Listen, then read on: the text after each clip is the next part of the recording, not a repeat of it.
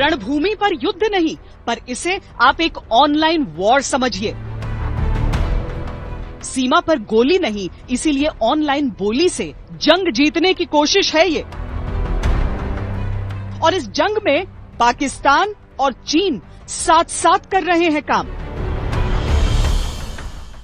अभी जो आप लद्दाख के अंदर देखेंगे, एक नया तरीका देखने को मिल रहा है, जहां चीनी और पाकिस्तानी हैंडल मिलकर एक कहीं ना कहीं भारत और चीन के प्रति जंग उकसाने का एक काम कर रहे हैं। दूसरा, एक ऐसा नैरेटिव पैदा कर रहे हैं कि भारत की सेना दबाव में है। वीडियो शेयर करे जा रहे हैं, पुरानी फोटो शेयर करी जा रही है, जहां हमारे जो सैनिक हैं उनको एक दयनीय हालात के अंदर दिखाया जा रहा है और भड़काया जा रहा है कि इसका जवाब दीजिए। लद्दाख में लाइन ऑफ कंट्रोल पर आउट ऑफ कंट्रोल हो रही चीनी सेना को अप्रत्यक्ष सपोर्ट देने के लिए आजकल सोशल मीडिया पर षड्यंत्र रचा जा रहा है, ताकि चीन अपनी ताकत दिखा सके। इन पुरानी फर्जी तस्वीरों के जरिए कोशिश ये है कि भारत में एक नैरेटिव सेट किया जाए। पहला, लोगों को ये बताना कि सीमा पर खून खराबा है और ये बात आपसे छिपाई जा रही है। दूसरा ये कि चीनी सेना भारत पर भारी पड़ रही है। हकीकत ये है कि ये दोनों ही बातें सरासर झूठ हैं।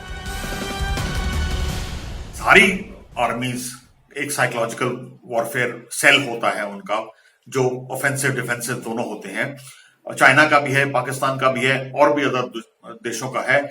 ये सेल जो होता है, ये जो अपनी फोर्सेस की काबिलियत है उनको बढ़ा चढ़ा के प्रोजेक्ट करता है, ताकि दुश्मन को एक डरा सके, शॉक एंड ऑ में डाल सके लड़ने से पहले ही, और हमारे वॉर फाइटिंग पोटेंशियल को उसकी दुगनी चौगनी बढ़ोतरी कर सके साइबर इंसर्शन से। इस तरह के हैंडल्स को बॉट्स कहा जाता है, जो कि एक फेक आइडेंटिटी के तहत एक ऑटोमेटेड सॉफ्टवेयर पे या मैनुअली भी चलाए जाते हैं, बट वो खाली प्रोपेगेंडा को ट्वीट करते हैं या कुछ रीट्वीट्स मारते हैं। इनका कोई पर्सनल वो होता नहीं है।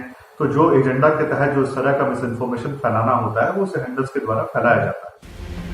चीन ने 1997 से ही एक मुहिम के तौर पर साइबर वॉरफेयर में इन्वेस्ट करना शुरू कर दिया था।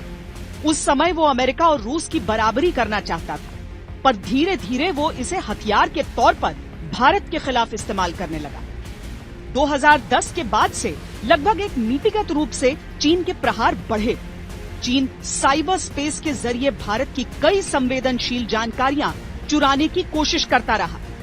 इसी साल मार्च में राज्यसभा में सरकार की ओर से एक प्रश्न का जवाब देते हुए कहा गया कि पिछले 5 सालों में चीन ने 1,29,747 भारतीय वेबसाइट्स को हैक किया। और अब चीन हैकिंग से आगे बढ़कर ऑनलाइन प्रोपेगेंडा को एक हथियार बना रहा है।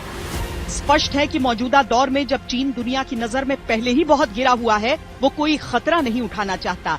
इसीलिए अपने पाकिस्तानी गुलामों की मदद से LAC की एक झूठी तस्वीर गढ़ना चाहता है।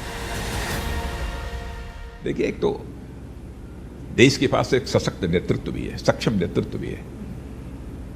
देश का मस्तक कभी झुकने नहीं देंगे।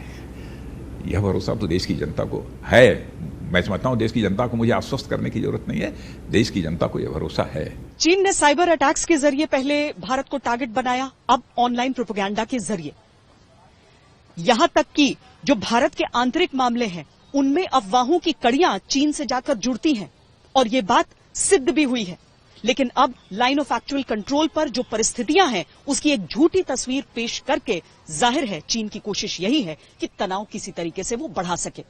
अभिषेक भल्ला के साथ श्वेता सिंह, दिल्ली आज तक।